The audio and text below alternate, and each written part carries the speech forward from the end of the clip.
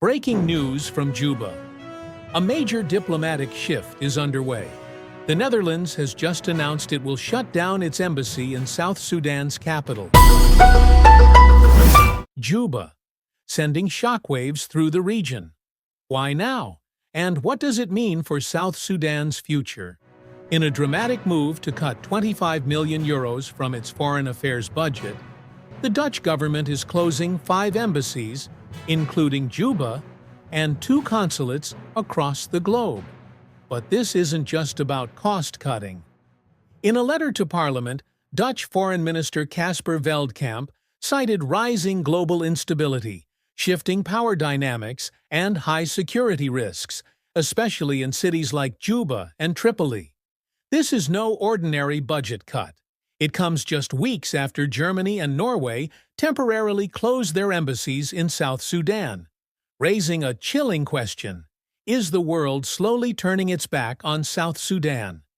International politics expert Dr. Abraham Kuol Nyuon calls it a wake-up call. He urges the South Sudanese government to act swiftly, rebuild trust, strengthen diplomacy, and prevent further international disengagement.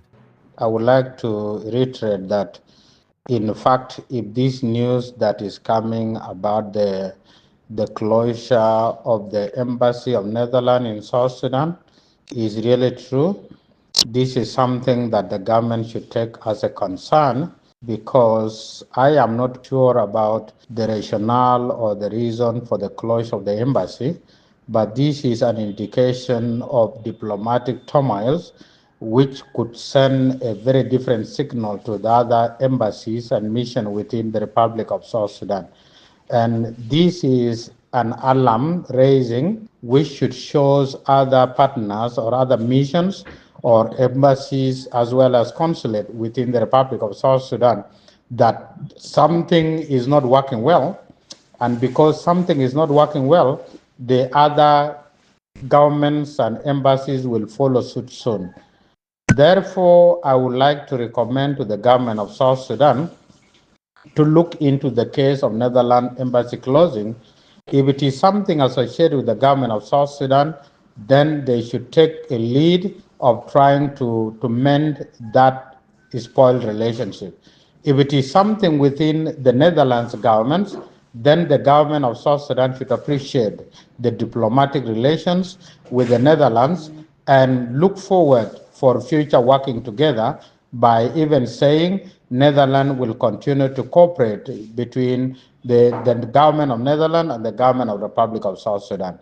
And in that case, the public should be aware and should be told about the real thing that led to the closure of the Netherlands embassy. Since 2011, the Netherlands has stood as a key ally in peacebuilding and development. Now, with its sudden exit, fears are growing that a diplomatic vacuum could deepen South Sudan's instability at a time of fragile peace. Is South Sudan being left behind? And who will step in to fill the gap? Meanwhile, a glimmer of continuity. The United States Embassy in Juba remains open. Despite heavy staff reductions, U.S. Ambassador Michael J. Adler has confirmed their mission is still active, even as a leaked State Department document reveals that South Sudan is among nearly 30 nations under review for future embassy closures. Ambassador Adler stressed that no final decision has been made and reaffirmed America's commitment to peace, urging South Sudan's leaders to honor their promises and keep dialogue alive. This comes at a time of growing global diplomatic shakeups, with the fate of many embassies hanging in the balance. That's all for now. For the latest updates on this developing story and more from South Sudan and beyond, subscribe to our YouTube channel, like, share, and hit the notification bell. This is Chollowood, bringing you stories that matter.